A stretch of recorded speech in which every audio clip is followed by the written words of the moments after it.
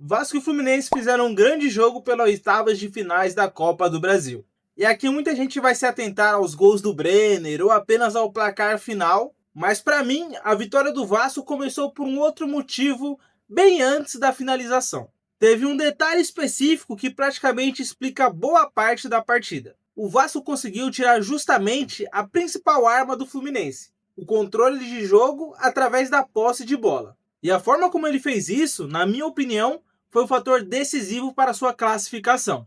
O Fluminense é um time que se sente confortável construindo desde sua área defensiva. Tem jogadores de muita qualidade no meio de campo, consegue encontrar aquele passe que quebra as linhas, e quando encaixa essa circulação de bola, consegue controlar o rumo da partida. Só que ontem o Vasco simplesmente não deixou isso acontecer. Desde os primeiros minutos do jogo, o time fez uma pressão extremamente agressiva na saída de bola do Fluminense. E o mais interessante é que essa não era uma pressão engessada, de apenas resolver um estilo de saída do Fluminense. Ela se adaptava conforme a estrutura que o Fluminense usava para sair jogando. Quando o Fluminense iniciava essa saída com 3 jogadores, com o volante descendo entre os 2 zagueiros, o trio ofensivo do Vasco era responsável por marcar esses 3 jogadores, marcando os 2 zagueiros e o volante. Mas o grande mérito vinha depois disso. Se essa bola escapava dessa primeira pressão e chegava nos laterais, os próprios laterais do Vasco que saltavam para fazer a pressão nos laterais do Fluminense. Ao mesmo tempo, o zagueiro do lado da jogada acompanhava o atacante que aproximava para receber.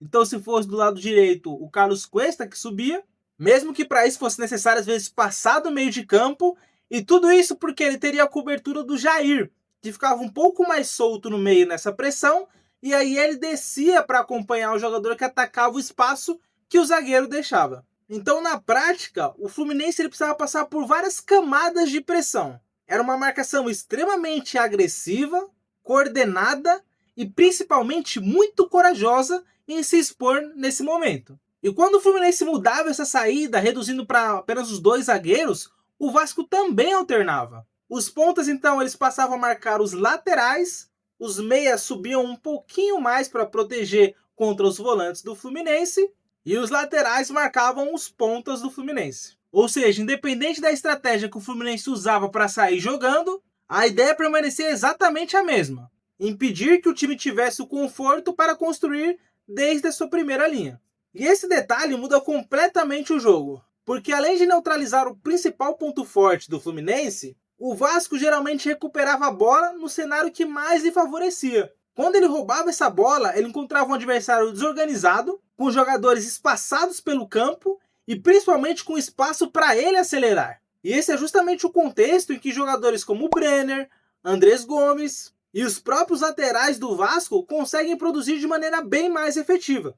Então não era uma marcação apenas para defender e impedir o Fluminense de criar. Era uma marcação já pensada em como ele queria atacar nesse jogo. E o primeiro gol nasce justamente dessa ideia. O Vasco recupera a bola no campo defensivo, o Fluminense até consegue iniciar uma recomposição, mas ele faz isso de maneira mais lenta, mais devagar. O espaço aparece no entrelinhas, o Brenner recebe, finaliza, conta com o desvio, que tira totalmente o Fábio da jogada. Então, durante praticamente o primeiro tempo inteiro, mesmo com uma escapada ou outra do Fluminense, o domínio total do jogo foi do Vasco. Às vezes mesmo sem a bola, mas fazendo o Fluminense jogar da maneira como o Vasco queria que o jogo fosse jogado. Mas pro finalzinho do primeiro tempo, o Fluminense percebeu, reconheceu provavelmente o Zubeldia, que não conseguiria sair jogando.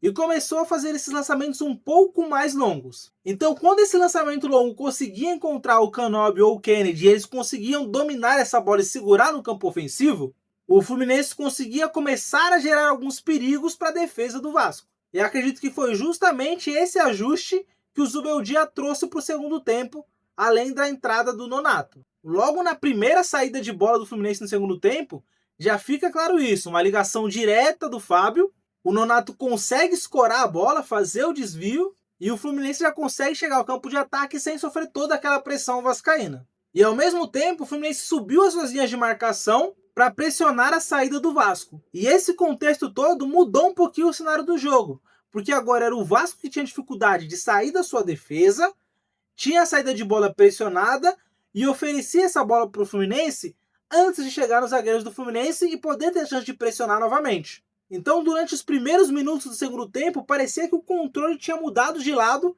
e passado para o Fluminense. Só que essa mudança de atitude do Fluminense tinha um preço a se pagar. Ao subir as suas linhas de marcação, o Fluminense passou a oferecer exatamente aquilo que o Vasco gosta, que é um espaço para atacar. E bastou uma bola recuperada no meio de campo para o Vasco, justamente no contra-ataque, aproveitar esse espaço e a velocidade de seus jogadores na transição e ampliar o placar após um ótimo cruzamento de Andrés Gomes para o Brenner. E para mim esse lance resumiu perfeitamente o Vasco durante a partida. Recuperar, acelerar e atacar antes que o adversário possa se reorganizar totalmente. Depois do segundo gol, o cenário mudou um pouquinho por alguns fatores. Teve a entrada do Hulk e do Cano, porém eu acredito que o principal responsável seja o cansaço dos jogadores de frente do Vasco, que era onde começava a pressão, onde iniciava a agressividade na marcação do Vasco. Com esses jogadores cansando, o Vasco foi cedendo mais espaço e abaixando mais as linhas. E quando você abaixa as linhas contra o time do Fluminense, o controle por parte deles é natural.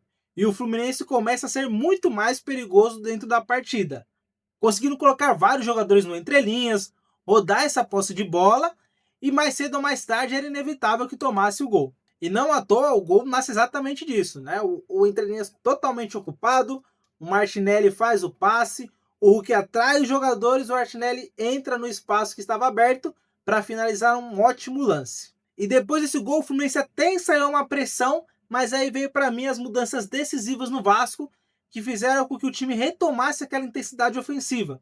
Então saiu o Nuno Moreira, que já estava cansado, entrou o Adson ali para também voltar a fazer essa pressão pelo lado esquerdo, e entrou também o Cauã Barros para fortalecer essa marcação no meio de campo. E a partir desse momento que as mudanças da comissão técnica foram feitas, elas renovaram a pressão do time e o time voltou a competir melhor sem a bola, pressionando novamente e tirando aquela pressão que o Fluminense poderia ter feito.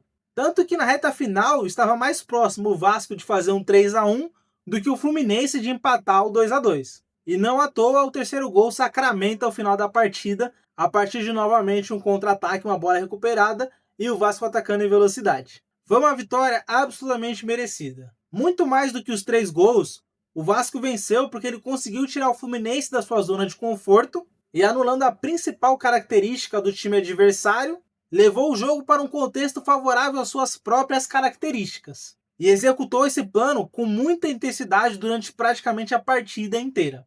No fim, muita gente, lógico, vai lembrar dos gols do Brenner, da partida excepcional do Thiago Mendes e dos laterais, mas para mim a classificação começou bem antes de tudo isso. Ela começou na coragem de pressionar um dos times que melhor trabalha a posse no futebol brasileiro. E mais do que isso, da sincronia e comprometimento de todos os jogadores com esse propósito dentro de campo. E quando o Vasco realmente conseguiu fazer isso, o resto da partida acabou sendo uma consequência. Se você gostou da análise, deixa o like, se inscreve no canal. Aqui é futebol direto ao ponto.